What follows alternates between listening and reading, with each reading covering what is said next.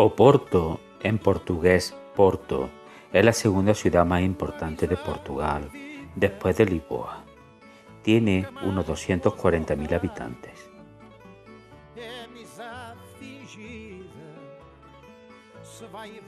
Se encuentra en el norte del país, en la ribera derecha del Duero, en su desembocadura en el Océano Atlántico.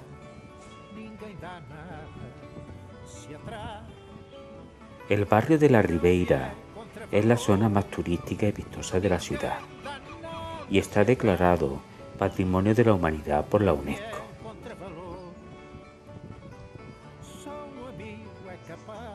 Sus calles estrechas, su viejo edificio y su proximidad a la orilla del río Duero le otorgan un aspecto bohemio y decadente.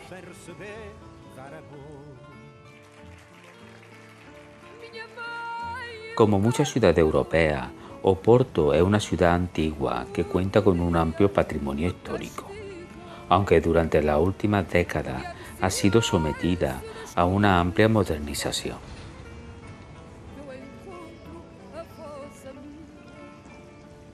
Desde muy antiguo hay una pugna entre Lisboa y Oporto.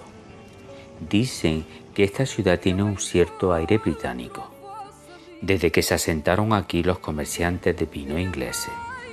Se dice que Lisboa gasta, Coimbra estudia, Braga reza y Oporto trabaja.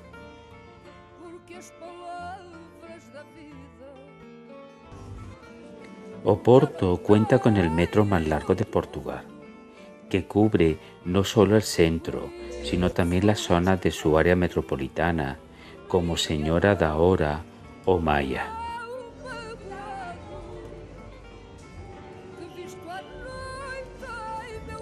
Asimismo, cuenta con el Aeropuerto Internacional Sá Carneiro, que ha sido recientemente ampliado hasta alcanzar una capacidad de 16 millones de pasajeros anuales.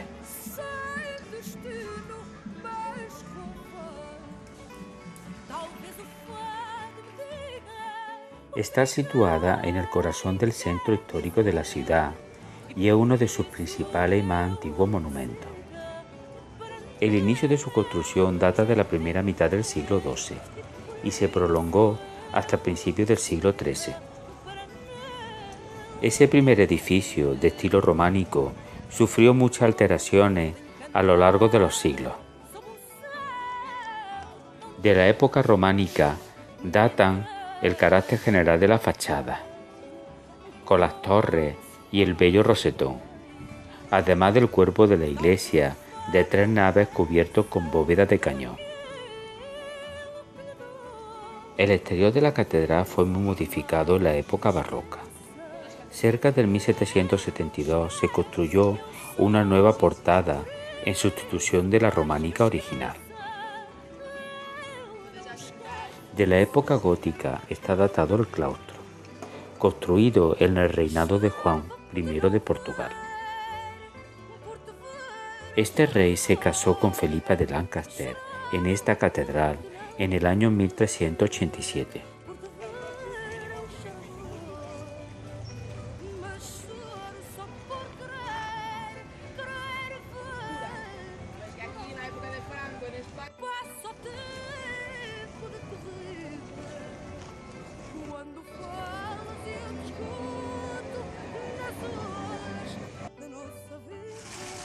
La iglesia del Carmen y de los Carmelitas es un conjunto formado por 2 iglesias unidas.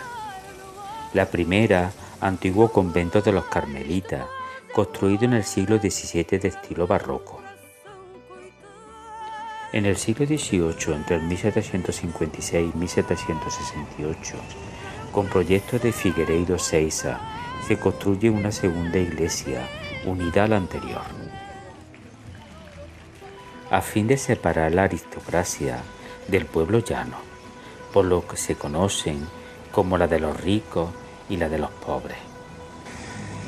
La denominada del Carmen, mucho más recargada, de estilo rococó, representa en su fachada lateral una impresionante colección de paneles de azulejos que representan la fundación de la Orden de las Hermanas Carmelitas y se realizan en 1912. La fachada principal es obra de Nicolás Nasori, si bien las imágenes fueron talladas en Italia. La iglesia de los Carmelitas perteneció a la Orden de los Carmelitas Descalzos y su construcción data de principios del siglo XVII. Al estar pegada a la iglesia del Carmen, muchos piensan que son un mismo templo, pero se diferencian claramente los distintos estilos de construcción que hay entre ambas. Su estructura se basa en una planta de cruz latina de una sola nave, donde se reparten 6 capillas laterales y un atrio en la entrada.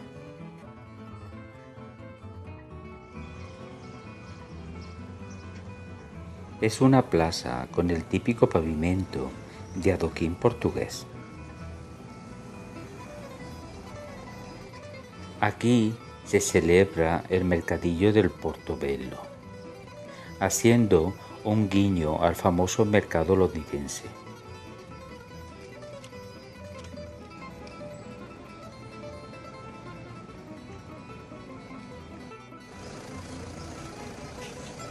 Aparecida en películas como Harry Potter, la librería Lelo e Irmão es uno de los lugares más bonitos de Oporto.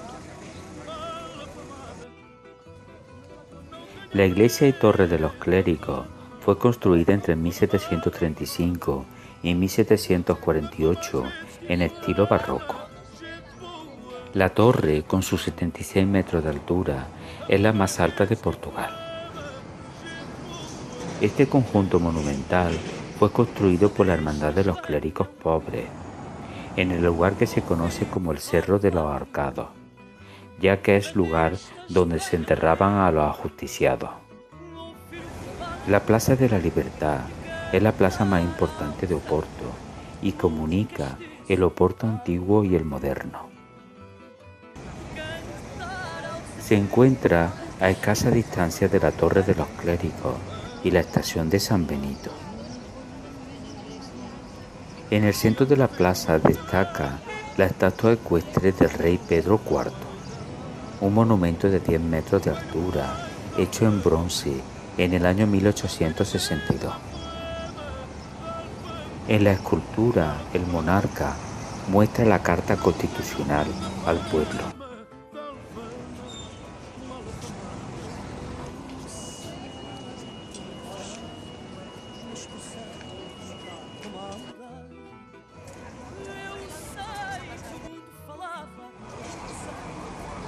La estación de trenes de San Benito fue construida a principios del siglo XIX sobre los restos del antiguo convento de San Benito del Ave María y aún conserva ese aire melancólico y antiguo que caracteriza a la ciudad de Oporto.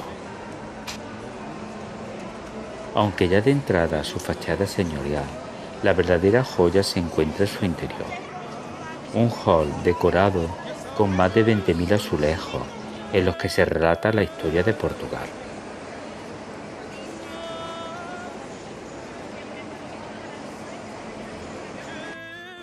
Es una de las plazas más conocidas de Oporto.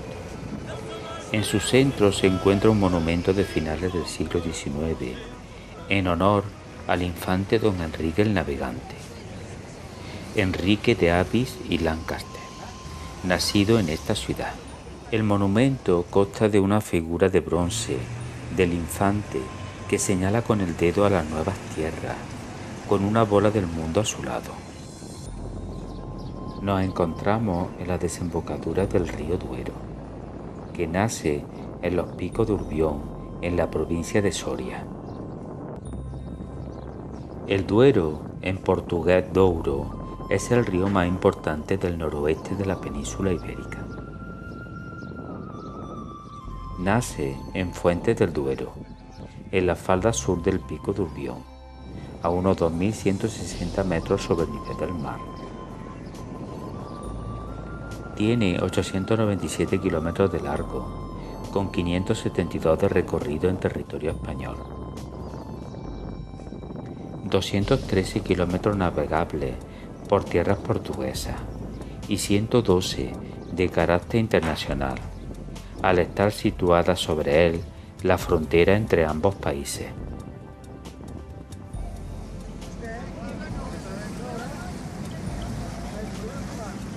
Mientras disfrutamos de este crucero por el río Duero, comentaré algo sobre la historia de Oporto.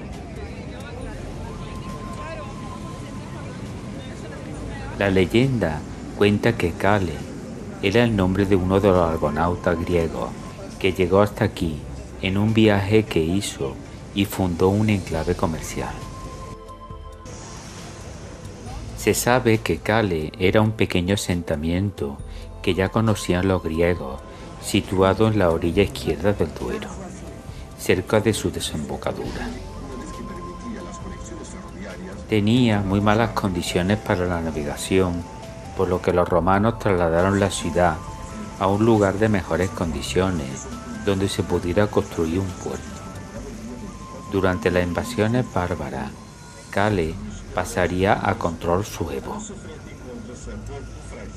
Hacia el 417 los alanos invadieron el territorio de los suevos, empujándolos hasta la orilla derecha del Duero, donde hoy se sitúa Oporto.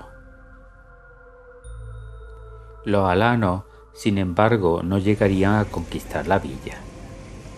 Hermérico I, el rey suevo, fortificó un castillo en la colina de Penaventosa, construyendo en su interior viviendas para las tropas. En la base de esa colina se situaba Portus Cale, puerto de Cale, actual Ribeira, que dio origen al nombre Portucale, que pasaría a designar también a la ciudad alta a finales del siglo V.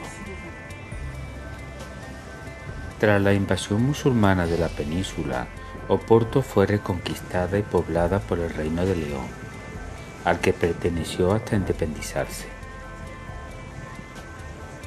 dando lugar al Reino de Portugal. Dicho condado se extendía desde el Miño hasta el Duero. Alfonso VI otorgó este condado a su hija bastarda Teresa, casada con Enrique de Borgoña. El hijo de ambos fue el primer rey independiente de Portugal, Alfonso Enríquez.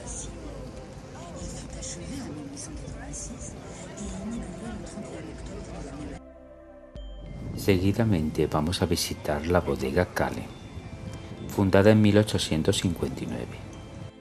Continúa siendo hoy en día una de las principales bodegas productoras de vino de Oporto. El vino de Oporto, en portugués Vinho do Porto, pertenece al género de vinos conocidos como vino fortificado. Estos vinos nacieron en los siglos XVI y XVII como producto de la adición de aguardiente al vino cuando está en proceso de fermentación. De este modo se consigue la estabilización del vino, logrando un vino que resistía las variantes temperaturas y humedades del largo trayecto marítimo que el comercio de la época imponía.